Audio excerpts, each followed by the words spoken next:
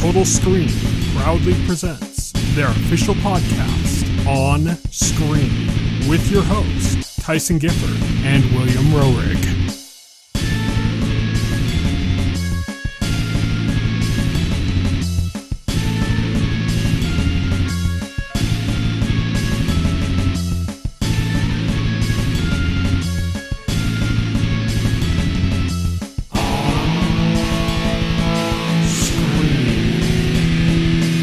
Hello, everybody, and welcome to On Screen, the official podcast of the Total Screen. My name is Tyson. My name is Will. And today we are going to be talking about Batman Caped Crusader Season 2. But before that, we've got a pretty packed news segment and a few trailers to go over in there as well. And we've got an On the Horizon segment, which is where we're going to start now.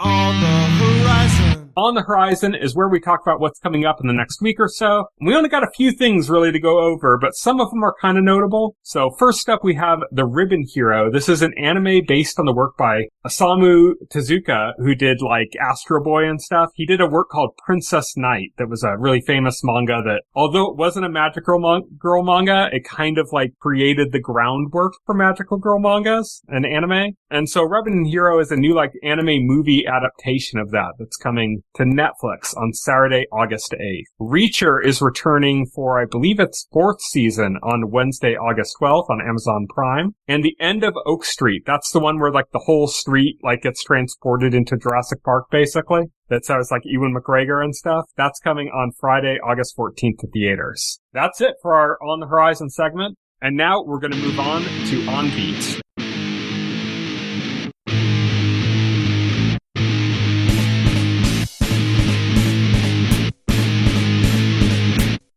On Beat. On Beat is our news segment, and like I said, this week's pretty packed, so let's just jump right in. We're going to start things off with Electronic Arts, now officially and wholly owned by the consortium that's led by Saudi Arabia's Public Investment Fund. So basically, Saudi Arabia, the country, now owns EA. It's not entirely them, it's a consortium, but Saudi Arabia, like, has most of the consortium. Jared Kushner's Affinity Partners. Yeah. So this is a collaboration between Jared Kushner and the Saudi government. And some other questionable business people. Yeah. Yeah, so this is pretty shitty. Yeah. Remember when Saudi Arabia started buying chunks of like a bunch of game companies? Yes. Electronic Arts was one of them. They also bought like a bunch of shares in Nintendo. And we were both kind of like, no, please. Yeah. Thankfully, I think Japan has some protections, so they wouldn't be able to, like, basically buy out a company like Nintendo. Like, Japanese companies basically have to remain Japanese. So, right. Yeah. There's some protections there that Electronic Arts and honestly, in Nintendo's case, I think, like, it would have to be, like, a hostile takeover. Yeah. They wouldn't do it willingly. Apparently, EA agreed to this plan willingly to go private. Yeah, and it's very yucky. Yeah, very gross. I'm not gonna buy any new EA games after this point because I don't want to be supporting that. Yeah. It's bad. More shitty buyouts and consolidation of the game. This is going to make the industry worse. EA is taking on a lot of debt going private in this acquisition. I saw something like they're taking on 10 times the debt they currently have. So they're going to have to repay that back to the investors. So that's going to no doubt mean more aggressive monetization on their games. There's going to be mass layoffs. Yeah. Yes. A lot of people are losing their jobs over this. Let's say Microsoft-esque layoffs. Yeah. There's no upside to this except for the people at the top making money off of it. That's the only people this benefits. Yeah. This is very consumer unfriendly, very worker unfriendly. Yes. And very industry unfriendly. Just shitty all around. It's a huge shit sandwich. Yeah. So yeah. Enjoy that with some HP sauce and some lettuce because, right now lettuce will go really well with a shit sandwich. Yeah, right. But yeah, that's just shit news. I figured we'd get that out of the way first. Now let's talk about some kind of exciting news. We talked about what was a negative story before, and that was that Ryan Hurst had to leave God of War because he had a torn bicep, which, as we talked about back at the time, that is a massive injury that's gonna, would have halted production for a full year, and he would have never been 100% again after that. Right, yeah, it's very unfortunate. For a physically demanding role like Kratos, that just was not gonna work. Well, now it looks like Dave Bautista is in talks to take over for him as Kratos in God of War. Which is a very, interesting... Surprising. Yeah, surprising, yeah, because Dave Bautista is a big name. He's built a name for himself in movies through, the Guardians films and stuff. He's in Dune. Mm-hmm. Yeah, this is a pretty... No shade to Ryan Hurst. This is more people recognize Dave Bautista, so it's kind of... He's a wrestler. Yes, he was a wrestler, yes. And the reason that is important is because it's a physically demanding role. Yeah, he has the physicality. Yeah, you want somebody who has the physicality for the role, obviously. I mean, Ryan Hurst got into,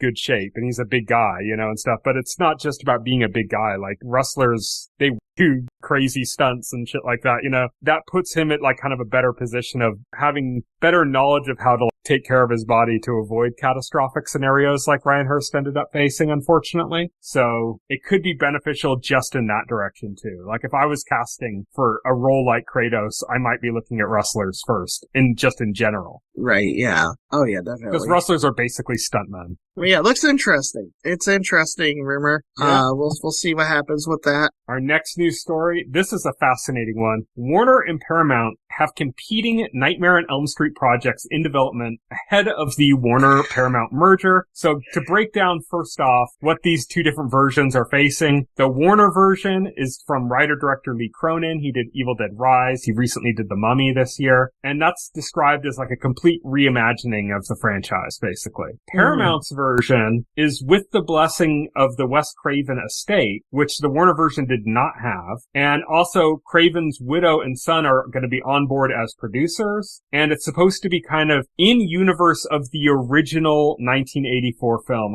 Originally it came out that it was supposed to be a shot-for-shot remake. That was denied later. It looks like what it is that they have the rights to the original screenplay, basically. And that means that they can make changes, but they can't draw from anything outside of that. Any other Freddy Krueger lore they can't draw from. Right, yeah, which is... Yeah, unfortunately, A Nightmare on Elm Street is in the same boat as Friday the 13th, where the rights are kind of fractured and held by different interests. Anybody trying to do a new movie has to dance around that fact, which is, it's very unfortunate. I think that's mainly what has prevented a new movie coming out for so long. Because I don't think the remake did that badly. That's why some people think that Evil Dead 2 is a remake of Evil Dead 1, because they literally did not have the rights to Evil Dead 1 when they were making Evil Dead 2. So they had to basically make a recap of what happened in Evil Dead 1, but they couldn't do it the same way because they didn't have the rights to it. So they had to recreate that. So the first, I think 20 minutes or something of Evil Dead 2 is a remake of Evil Dead 1 and the rest of it is Evil Dead 2. But a lot of people look at it as oh, Evil Dead 2 is a remake of Evil Dead 1. And it's no, they literally didn't have the rights to their own movie. Yeah, exactly. That's a whole different can of worms. That was back in the days when Sam Raimi and Bruce Campbell were just young kids trying to make an independent movie, and they had to go get financing from, these interests. It was one of those things where they had to get financing to make the movie, and you have to give up something. Old franchises tend to have these complications. Yeah. Yes. But another wrinkle to the story is that the reason why there's competing interest in this movie is that Warner owns the rights to Nightmare on Elm Street internationally. Yes. Outside of the domestic territory for Nightmare on Elm Street being the United States. Paramount owns the domestic rights, the United States rights. So what that means is that if Warner Brothers made a if Warner Brothers today put out a Nightmare on Elm Street movie, they would not be able to release it in the United States. But they could release it in the UK, they could release it in Australia, they could release it everywhere else. If Paramount made a Nightmare on Elm Street movie and released it today, they could release it in America, but nowhere else. So So that's like the right situation. And what makes this even more interesting is, as I said at the very beginning, these two companies are merging, unfortunately. As we talked about with consolidation in the Electronic Arts story, unfortunately, they're merging. It's going to happen. There's complications in the way right now, but it's an eventuality. It's going to happen. And basically, these two creative teams working on these two separate projects are competing to get as far along in their project before the merger happens so that their project is the one that is picked at the one that moves forward. Because once they merge, the whole like distribution rights thing is no longer an issue because Warner's international rights are going to transfer to Paramount, who already holds the domestic rights. So whichever version they make is going to be able to release everywhere once they're merged. So it's just like kind of fascinating to see these two competing teams at these two separate companies that are about to merge, trying to like secure their version of the story before they merge so that is the one that moves forward. It's just like a kind of fascinating thing to look at. Yeah, it's a weird situation. Mm-hmm. I don't know. It's an odd situation for a movie. I don't have like an opinion on it because right now there's no like actual movie. Yeah. So like I think like I have to see like what people come up with. The hardest part will obviously be doing Freddy. You're not going to have Robert Englund. Robert Englund already said he's too old to do that role. He does not have the physicality for that role anymore. Yeah. And we'll play a janitor at a high school. Yeah. So you kind of have to reinvent Freddy as a character. You have to kind of do him differently to make him work around a different actor. Because you can't just have somebody in the costume trying to do a Robert Englund impression. That's not going to fly. I mean, they already did that, kind of. Yeah, they did like an Elm Street remake. Yeah, they did a remake with Rohrig. Yeah, with Jackie Earle Haley. And to their credit, they did try to make him like a little bit of a different Freddy to better fit Jackie Earle Haley. And I think the remake's big problem was just you were just doing a remake of the first movie. They probably just should have tried to like write an original script for that, but that's neither here nor there. But None I think of the horror remakes have really worked that well, have they? Yeah, no, they haven't. The Friday the 13th one didn't really work that well. Yeah, they really worked that well. It's like just make a new movie. The only ones that I think worked okay was Evil Dead, and that's because the entire original creative team was on board as producers, you know? Yeah, exactly. But it's an interesting situation, but like I don't have an opinion. Nothing might ever come out of this. None of these movies might ever like get to a point where anything is like announced or shown.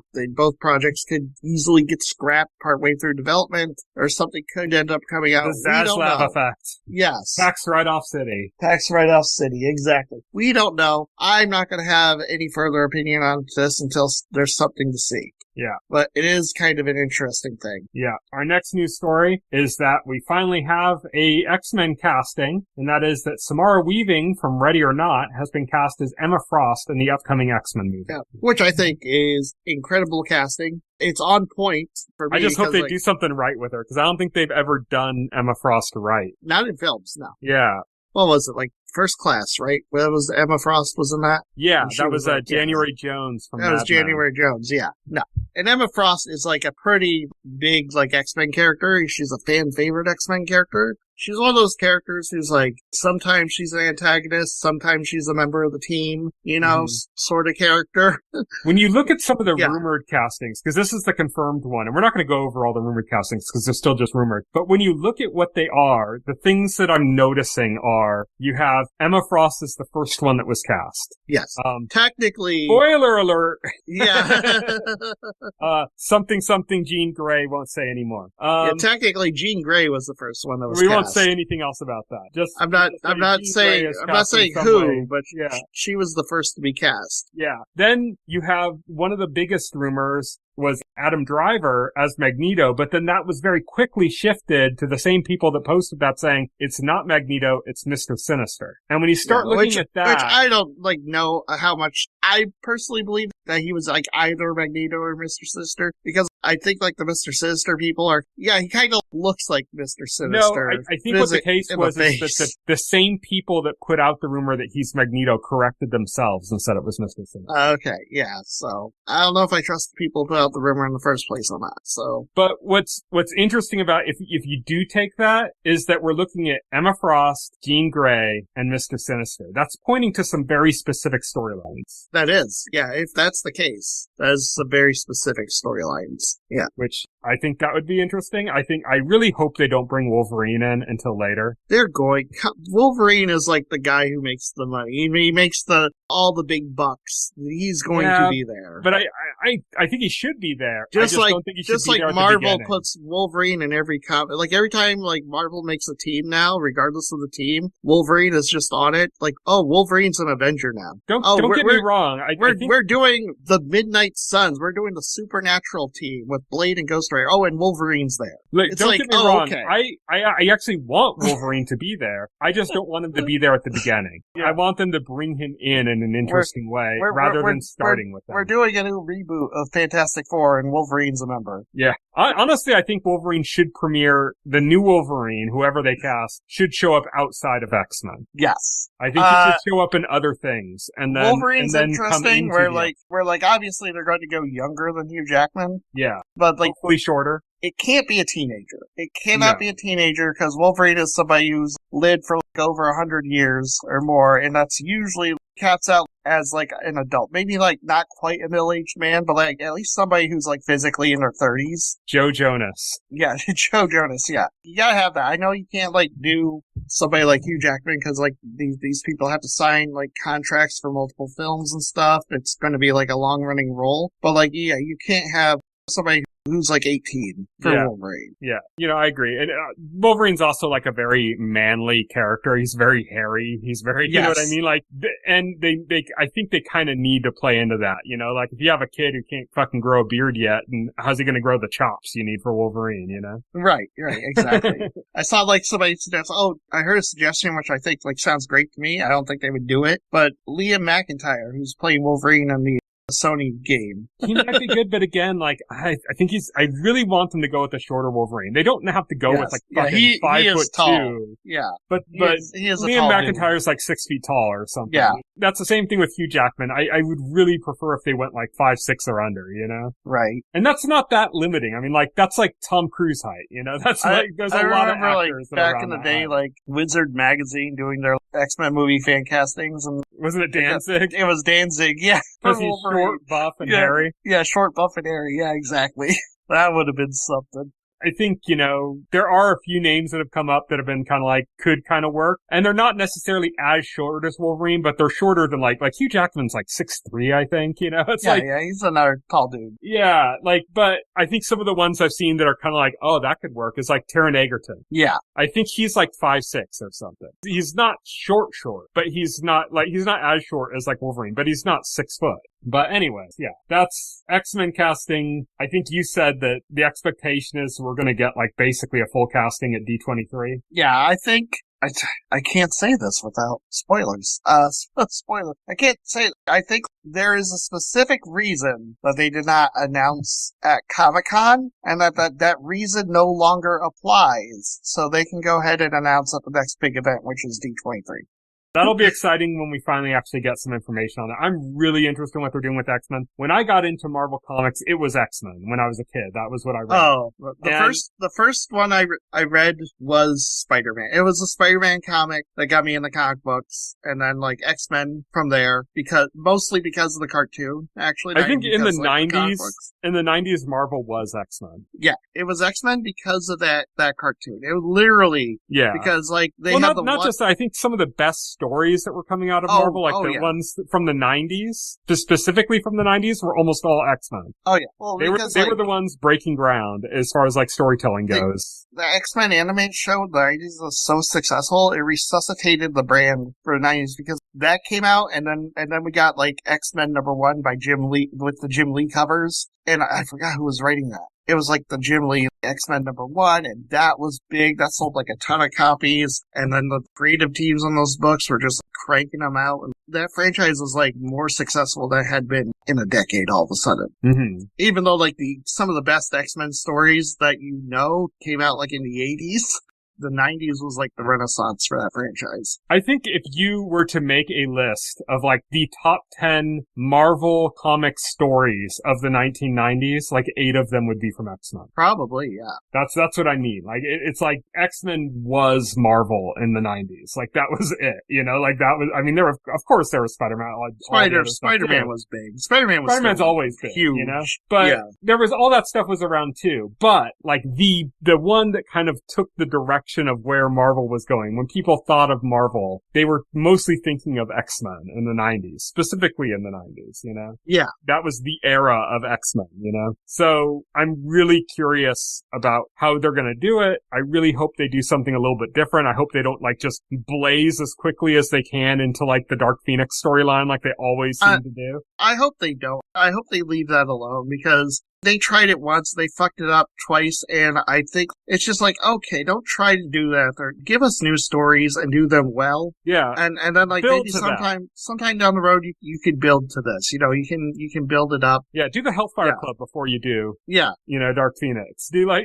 have to do like these other things first, you know? Like you gotta build to it. And I really hope they do. That's the same reason why I think I really don't want them to do Wolverine with the initial movie. Right. I want Wolverine to be in there. I just, like, you just can't make it completely about fucking Wolverine again, you know? Like, right, yeah. That's a big part of the reason why Cyclops, who's like the leader of the group, never, like, really worked that well in any of the movies is because they just basically cucked him with Wolverine right off the bat. Yeah, exactly. They treated Cyclops as like a supporting character, which is a mistake, in my opinion. And I hope Cyclops gets a more prominent role in these movies. Yeah, I just hope I hope they really focus in on character stories too, instead of the bigger stakes. Yes. The bigger stakes, that's like more cinematic. It's more like, you know, but I think again, you have to build to that shit. You need to like create these character moments. Cause the problem with the X-Men movies, the old X-Men movies, is that like you're introduced to the characters and it's like, who gives a fuck? Let's go on. There's a big battle now. And I think that would be a mistake to do that again. I think you need to kind of like really focus in on who these characters are, make much more like personal stories, and then build up to things that are bigger. Right. Oh yeah, absolutely. That's my hope anyways. Our next news story is about the box office. It's specifically about both the Odyssey and Spider-Man Brand New Day. Before I go into them separately, we'll just say that this last weekend, collectively, those two films led the biggest domestic box office weekend in history. Together, they made $430 million.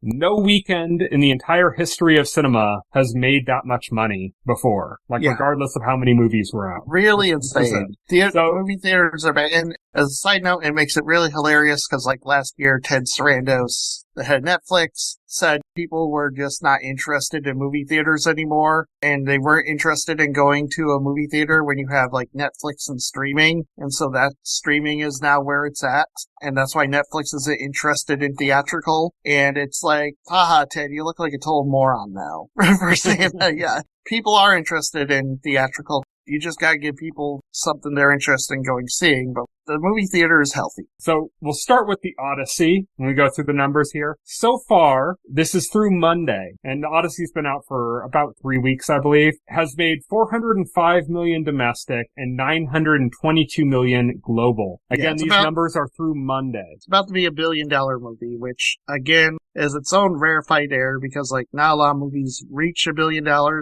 think there are 4 this year. A handful of movies a year. Oh, yeah, this year has been... There are 4 this year so far. There's 4 this year so far, which is exceptional, which is kind of like, that's an anomaly unto itself. And that's how well the movie business has been doing this year. I can just say that right now. The 4 so far are Toy Story 5, Super Mario Galaxy, Michael, and the next thing we're going to be talking about, which is Spider-Man Brand New Day, has also now, as of Monday, it didn't do it in its first weekend, but when you add in Monday sales, it has crossed $1 billion.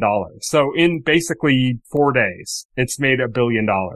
There's all sorts of records in place here. It broke all the records for previews. It broke the record for Friday ticket sales. It came in second on a lot of the other ones. So like domestic opening weekend, it beat Endgame as the #1 movie of all time for the opening weekend. But when you go with global, Endgame is ahead. And I gotta say, like how exceptional it is for a movie to make over $1 billion, that seems to be getting more common lately. because I found this stat, like, only 64 movies have grossed over $1 billion.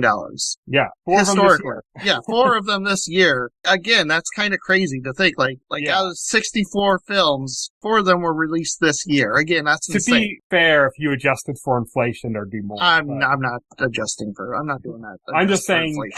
To be fair, it would be higher if you. I actually have no idea if Deadline is adjusting for inflation or not. I'm just not on the official going numbers. over this. If they adjust for inflation, then they would say they adjusted for inflation. Like, for example, when I say that domestically Spider-Man beat Endgame, adjusted for inflation, it does not. But it still did it domestically. Globally, it did. Globally, Endgame is still ahead. Globally, it made $932 million in its opening weekend. That doesn't include Monday. It's now over $1 billion, but that's through Sunday. Endgame made $1.22 billion in its opening weekend. Oh yeah.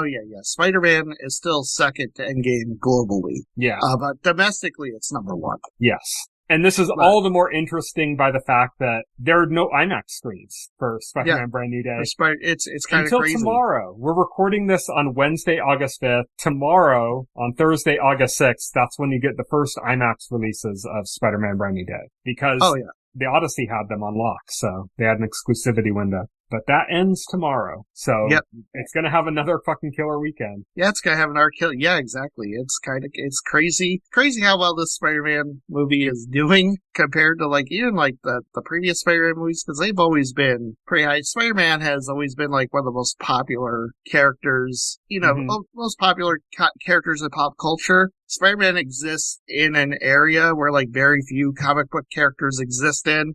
Very popular in the mainstream pop culture. Batman is another one of them where his movies always do well. Spider-Man movies have always done well. Spider-Man movie never did this well, which makes you kind of wonder, and I don't have an answer for this, what specifically made this movie so much more appealing than the previous Tom Holland movies? I don't know. I don't have an answer for that, but people responded to this in a big way, and it's it's nuts. Another interesting thing to point out, and this is, I think most cinephiles already know this, obviously, but at least 3 of the same actors are in both of these movies. Yes. Tom Holland in The Odyssey, in Spider-Man. Zendaya in The Odyssey, in Spider-Man. John Barenthal in The Odyssey, in Spider-Man. That's right. You look at Zendaya specifically, she's also got a new Dune movie coming out this year. So she has, I don't think any of the Dune movies have crossed $1 billion. I'm not sure on that, but I don't think they have. But no, Dune's not on this list. 3 movies of that class. You know what I mean? She's got 3 movies this year. Well, she's got 2 she has one that already has crossed $1 billion, another that's going to cross $1 billion within a week or 2, and a third one which very well could cross $1 million potentially. All in 1 year. That's crazy. Yeah, that is, I mean, she is busy. Freaking Robert Pattinson's busy. Yeah. He's in Dune with her. He was in The Odyssey. He was in the drama, which he was also in this year. Yeah, which wasn't a $1 billion movie by any stretch, but. No, the drama was never going to be $1 billion movie. Yeah, it was never intended to be. It wasn't a big tentpole franchise blockbuster. That's not what it is, but it was successful, but it's not $1 billion successful because it was never going to be, But crazy box office. We don't talk about box office too often. We don't do this every week, but, it was pretty crazy. Yeah, I think The Odyssey makes it the 3rd Christopher Nolan film to cross $1 billion, which, I mean, not a lot of directors have $3 billion films under their belt. Destin Daniel Cretton now has 1, so that's good for him. Speaking of Destin Daniel Cretton and his huge success, I mean, Disney owns the rights to Spider-Man Brand New Day. They also own the rights to his other Marvel project, the Wonder Man TV series. And, how does Marvel celebrate Destin Daniel Cretton getting this phenomenal opening on Spider-Man? They immediately cancel Wonder Man Season 2. I like how we started on bad news and we're ending on bad news. That's great. Yeah, this kind of came out of nowhere. If people recall, back in March, Wonder Man was renewed for Season 2. A renewal was announced. Mm-hmm. So everybody was expecting more Wonder Man up until this point. So this came as a shock to me when I saw this headline. I think it's got Emmy nominations too. Yeah, it's got Emmy nominations, very well received. I haven't seen anybody say bad. I don't know how it did numbers wise. Streaming numbers are kind of weird because they're obscured. I saw an interview with Destin Daniel Cretton. He's doing the interview rounds for Spider-Man, in reacting to the box office for the launch of Spider-Man, and he was asked to comment on this. He was talking about Shang-Chi. He was talking about more Shang-Chi and stuff. I think he touched on this, and I think he kind of said, he would like to do more Shang-Chi movies, and he thinks that's good because one of the reasons is it's clear, the performance of that is clear. How much Shang-Chi as a film grossed, how well it did. Versus Wonder Man, where streaming performance is obscured. It's not made public. Only Disney really knows how well that did. There are third-party sites that try to gather data and information, but even those, they can give you an idea. Going all the way back to Nielsen, they were never 100% accurate. They were never 100%. They don't have the full pictures. They don't have the full numbers. Yeah. So it's kind of hard to sit there and say, well, yeah, obviously it was canceled. It didn't do well enough. We don't know that. Yeah. So all we know is it was well received. It was critically acclaimed. And it was renewed, I just hope it's not the last we see of the characters. I hope we see the characters show up in our things. Disney has shown a willingness to put characters from TV shows into movies. Those movies haven't necessarily done that well for the most part. Punishers and Spider-Man, that did extremely well. So. Yes, Punishers and Spider-Man. Yeah, it has happened. I will say, I hope we do. Their track record for doing that is... I don't think I'd mind it not having a season 2 if we still saw those characters. I just don't want to, lose those I would like to see those characters again. Their track record for doing that is pretty abysmal. We saw Miss Marvel obviously was in the Marvels. So we haven't seen what's her from WandaVision was also in that. Yeah, but we haven't seen those characters since. Yeah. And it's weird that the other person you just referenced, it's weird that she's not going to be in Endgame because this ending stinger for the Marvels. Doomsday. Yeah, she's not going to be in Doomsday because the ending stinger for the Marvels was literally she was in the X-Men universe. And the X-Men are going to be pulled in big time into what's going on, and she's just not even shown or referenced. We're not going to follow up on that. We don't know. Well, she's not in the cast, so we do know. She's not. She's not in the known cast. She's not. They're still revealing shit from that. Yeah, okay, fine. I will play along with you on that. I'm pretty sure we would know if she was in this. I agree it's unlikely. I agree it's very unlikely. I agree that it's almost certainly not going to happen. I'm just saying that she could. It could pop up. So, I don't know. Hopefully we see these characters again. It's really iffy if we do or not. One of my main frustrations with Marvel now is they keep introducing things and dropping them, or they just end up being dead ends. Star Fox. Yeah, Star Fox, the ending of Doctor Strange and the Multiverse of Man. Yeah, Black Knight. Yeah, I love that. They canceled the Blade movie. Blade movie is dead. So the only thing we got of Mahershala Ali as Blade besides Marvel Zombies, which I don't even think was him. It was him doing the voice. It's a voice cameo. Else. Yeah, it's a voice cameo at the end of a movie with him talking to another character that we're never going to see again. Yeah, either of them. Yeah. This is my frustration with Marvel. They keep doing this. They keep introducing these threads and dropping them, and it's so freaking annoying. I don't want to see any more end stingers on Marvel movies unless, it's going to actually lead to something. Yeah. Don't do it. Sometimes it makes sense. They had the whole end stinger with the Council of Kang. Yeah. That makes sense why they're not doing that, Right. They pivoted from Kang. Yeah. For a good reason. Which is its own issue, but yeah. Yeah. But other stuff, it's they could have had Blade. They could have had Dark Knight, Black Knight. Maybe they still will. Maybe they'll show up in some small capacity, we don't know, but signs aren't looking positive in those directions. So from one cancellation to a soft cancellation, DC has soft canceled Booster Gold, the TV series. We say soft canceled because the creator of the show that was working on it came out and said it was canceled, and then later on it came out that, actually, it looks like DC's still moving ahead with it, just with a different creative. David Jenkins was apparently working on a treatment for DC for a Booster Gold TV series, and it just sounds like creatively, DC is deciding to go in a different direction than what he had, and I think they just kind of told him they weren't going with this treatment, and they cut him loose, and they're going to continue developing it with somebody else. Mm-hmm. And, it's fine. These things happen. It wasn't, really formally announced as a TV series anyway, so it's not really a cancellation. I think people that don't follow the industry would be gobsmacked if they saw how many projects do not get made. Right, yeah, exactly, yeah. How many things maybe make it to a pilot and then get canceled, or don't even reach the pilot phase and get canceled, that are like in the industry trades and people are talking about it on town and then nothing happens? Also, I think like in the wake of Supergirl being one of the biggest box office bombs of the year, which we've seen some box office amazing successes, but there have also been some major bombs. Unfortunately, Supergirl was one of them. I think in the wake of that, they're kind of reevaluating their projects over at DC and giving everything a second look, so it might also be a result of that reevaluation that they changed direction. Yeah, I can't wait till you see Supergirl so we can have a discussion about that. Yeah, I can't wait either. It should be out soon, actually. Yeah, I think so. But we're done with our regular news stories, and now we're moving on to our trailers. We've got 2 this week. First up, we have Wicker, which has Alexander Skarsgård as a husband made out of wicker. This is like so ridiculous. Apparently, he's a human wicker basket. Peter Dinklage is the basket weaver who makes him. Apparently, and Olivia Colman is a fisherwoman that's aged and doesn't have a husband. Yes. And apparently, Elizabeth Debicki, who was in Guardians of the Galaxy Volume 3, is apparently the antagonist, just like this pretty kind of stuck-up woman who's making fun of her, but then when she sees her with her new wicker husband, gets insanely against it. My main thing with this trailer is that it looks very horny, and it just makes me think of the Splinters. Yeah, right. Yeah, nobody thought of the Splinters. Maybe Peter Dinklage did think about that. Maybe he put some kind of thing on there, on the thing, which prevents splinters. Yeah, hopefully. If not, poor Olivia Colman, I mean. Yeah, poor Olivia Colman, yeah. I think Peter Dinklage took care of that. I think he's a thoughtful guy. Yeah.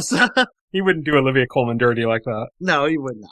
But yeah, that's Wicker. Just super high concept. Just super high weird concept. Comedy, yeah, weird supernatural dramedy, yeah. And then we got a trailer for Violent Night 2. So this is one of the movies that we covered when we did our Baba Yaga Effect episodes. This is David Leitch. Not directed, but no, he's producing it. And yeah, this is the return of David Harbour as Santa Claus. I like the framing device for this, which is like now he's on the naughty list and he loses his Santa Claus powers. And then he gets like trapped in a mall, like that's being invaded. So he's in a situation where he has to fight these thugs. And then we got like the big twist, which he gets his backup. Which I was like, I'm seeing this movie now. Which Kristen Bell is Mrs. Claus. And she's like a Valkyrie, freaking badass. And I was just he's like a Viking and she's like a Valkyrie, yeah. And I saw that, I was just like, oh my word, yes.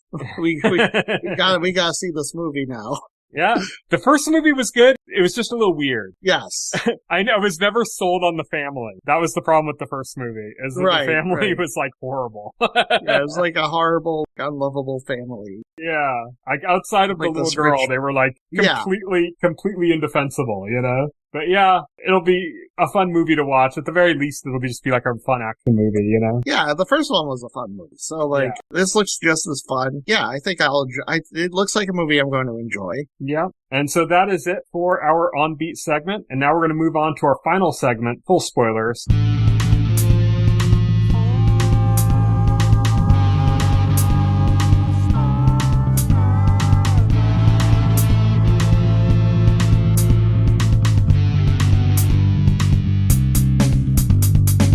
This week on Full Spoilers, we're talking about Season 2 of Batman Caped Crusader, or as, the internet, some people on the internet call it, Batman Woke Crusader. Oh my god. I haven't looked at that. We're not going to go into that, but there's some gender flips that people hate. It's more than gender flip. This is like a complete reinvention of the mythos. So I don't know. It's if people complain, they're missing the point. This is is a different universe. This is an Elseworlds property. So this is 100% in Elseworlds. There are some wild reinventions of characters, and that's not even the gender flips or the race flips or whatever. They didn't gender flip or race flip the Riddler, but he's a completely different character in this. Yeah. So, Joker, too. Very different portrayal of the Joker. I saw an interesting take on the Joker, because the Joker has like a very heavy German accent in this. Mm-hmm. And I saw like somebody like post like this version of Joker may be like more heavily based off of The Man Who Laughs, which was like a German build in the like 30s. Almost either that or like 20s, a 1928 film. I don't know if you're familiar with this, but a lot of people think like this is the inspiration for the Joker. I'm vaguely aware. I know that The Man Who Laughs was an inspiration on the character of the Joker, the original character of the Joker. Yeah, so that's The Man Who Laughs. And so the Joker in this looks a lot more like him, and he has that German accent. So like I saw speculation like, oh, the writers obviously skewed their version of Joker for this like closer to that film, to that inspiration. I know when I was putting the show notes together that they mentioned that Mr. Zero, who's kind of like their Mr. Freeze kind of character in this, but not quite, was also based on like a 1930s movie character. Interesting. So I think that's very likely to be the case with the Joker. Played by Matthew Needham, who plays Larys in House of the Dragons. Interesting casting. And again, the Joker in this is like so different from what used to because he's very low key. This Joker doesn't even laugh. He laughs like briefly in one scene. He's this like calm guy that makes other people laugh in like horrifying ways. Yeah, like he's very like far and away from like what you remember from the Mark Hamill Joker. Yeah, you know? Very different. Yeah. I enjoyed the season. I enjoyed it just about as much as season 1, maybe even more than season 1, now that I think about it. Because, like, I think season 1 did it with Two-Face. Two-Face was the villain that was running through season 1. I think they did a better job of the Joker, like his plotline through the thing, because he was kind of this background element, and he didn't really come into play until, like, the penultimate season episode. 1, this season was, like, focused on the Riddler as the antagonist until they brought Joker into the spotlight more. Yeah.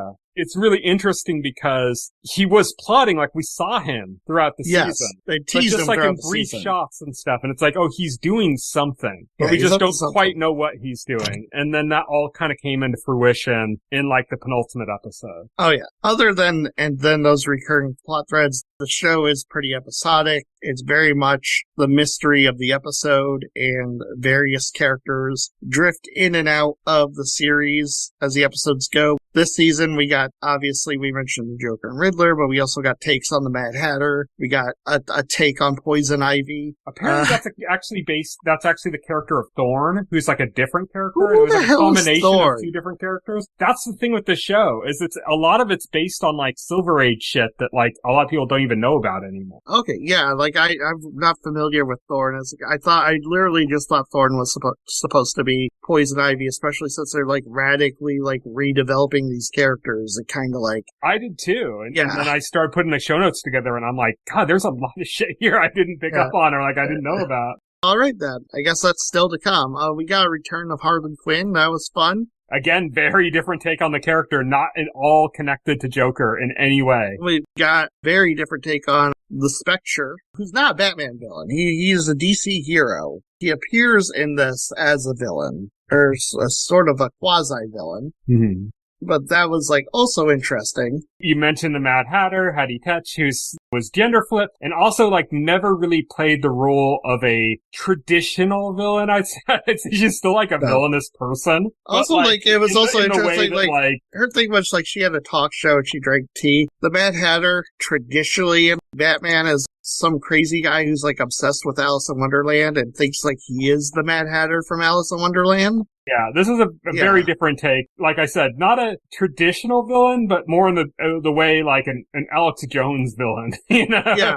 J. Jonah Jameson villain, you know? That kind of like villain instead, you know? But yeah, I liked a lot of the episodic episodes. That's the case with the original Batman the Animated Series. So, like, a lot of the best stuff was the episodic episodes. And I think that's the case here as well. I kind of liked the Carrie Kelly episode. Yeah, I did too. I thought it was with Mr. Freeze or Mr. Zero. Yeah. Like, yeah. I did good. like that too, yeah. I liked the Thorn, the Rose Forest, or the florist that ended up killing the Riddler. Yeah, you know? killing the Riddler. I wasn't like a fan of what they did with the Riddler. I think I don't know like how I feel about let's just turn the Riddler into like a generic psychopathic gangster. That's all he has going for him. He doesn't do like anything Riddler. Like, he's called the Riddler because he riddles things with bullets, which is okay. Sure. It fits in the sense that this is much more of like a mafia crime, like 1940s kind of film noir-esque type show. And so it makes sense in that perspective to like turn these villains into basically like gangsters. Right, yeah. But I agree with you that he's not very Riddler-esque. He made a few jokes that were kind of riddles, I guess. Yeah. And he is like unhinged. He's unhinged, but he's very much a 1940s gangster than the Riddler. I thought Matthew Reeves' take in the Batman was a much more compelling interpretation of that character. Yeah. Yeah. We had Scarecrow in an episode. That's he had like a plague mask instead. Yeah, he had a plague mask, yeah. And they kind of tried to do a twist with it, where you thought it was like that professor the whole time. Mm-hmm. And then like only at and like there's the one student they focused on the entire episode over the other students that kept popping in and out. And then like only at the end do they say his name. And it's like, oh. Crane, yeah. Crane, yeah. It's like, oh yeah, it's him. Yeah. The Roxy Rocket episode was pretty good. That like just had Rocketeer vibes to me. Yeah. I literally thought they were just going to straight up do the Rocketeer in that episode and just say, yeah, the Rocketeer is part of Batman now. Like, that was voiced by Wunmi Mosaku. Oh, okay. Mosaku from Loki and also Lovecraft Country. Oh, interesting. Yeah. A few interesting casts pop up every so often. Of course, Harvey Bullock is John DiMaggio. That's Bender. Yep, that's Bender. Harvey Bullock was real ass this season. I love his ending this season. Yes. I love when he was in the hospital bed next to his partner, and they'd had that huge falling out, and his partner basically fucked him over. And he like tried to kill him when he was like under the Joker gas like influence. And then afterwards he's like, hey, but you really stuck by me. The two of us were found together. My memory's not so good. And his partner was like, oh yeah, great. I kind of like that he's just completely oblivious to like what happened and like the ramifications of what was happening. Right. Continued to get stuff with Barbara Gordon and Jim Gordon and the father-daughter relationship and how that plays into their combined relationships with Batman. Yeah. Final thoughts on the Batman? Cape Crusader. I don't have much more to say about this. I like it. I love the look of it. I love the kind of style. I love the aesthetic of that film noir-esque aesthetic that was very much like the animated series, but like even more so here. I dig all of that stuff. I think some of the choices are kind of questionable with what they did with certain characters, like you said. Yes, same. I was not like a fan of what they did with certain characters. I wasn't completely sold on the Joker. I liked him as he was plotting in the background. When he kind of came to the forefront, I think he was well acted. Yeah. I think the performance was really good. And I liked the kind of like quieter German, like you said, Joker. Like I thought that was interesting. Like all of that was really good. I just thought it was played like a more like intellectual Joker, right? Yeah. Yeah. I liked all of that. I just don't necessarily like the way he was like fighting Batman and stuff. Right. Fair enough. Didn't work out. He's somehow keeping up with Batman on like a physicality level. Like that's not the Joker I know. I guess it's a different Joker, but yeah, anyways. But yeah, I mean, I enjoyed this. I liked it. I enjoyed it like as much or more than season one. It's still not Batman the Animated Series levels for me, but like, I think like this is a pretty good show. I think if you're hung up by like what you know about Batman and his rogues gallery and lore, if you get stuck on that, you're not going to enjoy this. I think if you just like let it go and be like, this is a different interpretation, I think, and just enjoy it as it is, I think you'll have a good time. Yeah. I also like that they continue to do interesting things with Bruce Wayne, because in the first season, we talked, one of the main things we talked about in our discussion of the first season was the way that Bruce Wayne was kind of an asshole. A dick to Alfred all season in the first season. Yeah.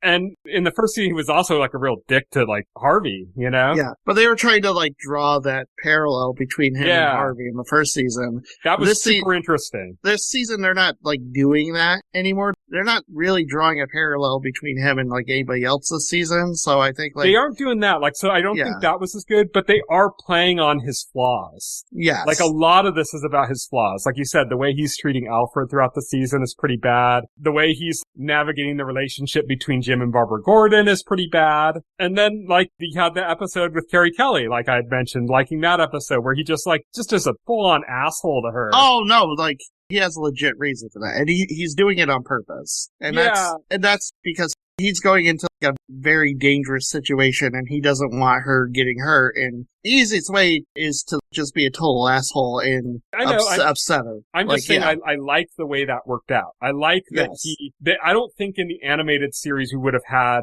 him be that much of an asshole to it. I think like that is true to Batman's character. I think that was like one of the truest parts to Batman's character, where he will present himself as a total asshole to a kid. If he thinks that kid is running into danger, he can't reason them out. He's going to do that. Yeah, I'm just saying I really like that they did that. Yeah, I like that portrayal of him, like I said, as an asshole. Oh, yeah. He's a complicated character. I think it does a really good job of portraying him that way. I think Hamish Linklater has done a great job as him. So that's Batman Caped Crusader Season 2. Again, I think as a whole I might like Season 1 more just because of what they did with the whole parallel with him and Harvey Dent. You know, I think that was like brilliant, actually, in the first season. I don't think we have anything of that level here in Season 2, but like in general outside of that, it's a better season. So that's kind of my thoughts. Around the same, just in a different way. Yeah. So that's it for Batman Caped Crusader Season 2. Next week, we are going to be talking about House of the Dragon Season 3, which finally concludes this coming weekend. So we're going to be talking about that on next week's podcast. The week after, we're going to be talking about X-Men, which is kind of funny because when we talked about Batman Caped Crusader Season 1, it was a double episode where we talked about that and X-Men 97. And we're just 2 episodes apart from talking about those two together. So kind of interesting.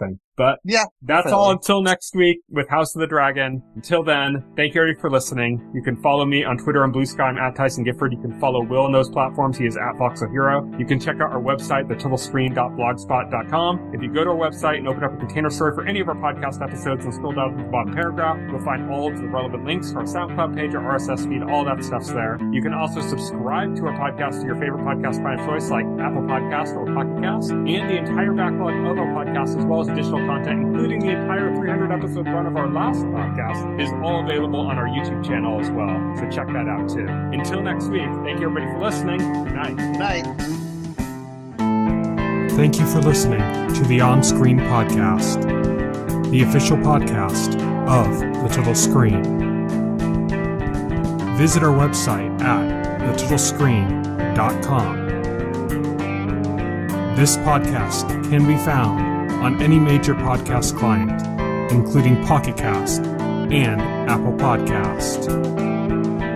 The entire backlog of this podcast and other content can be found on our YouTube channel.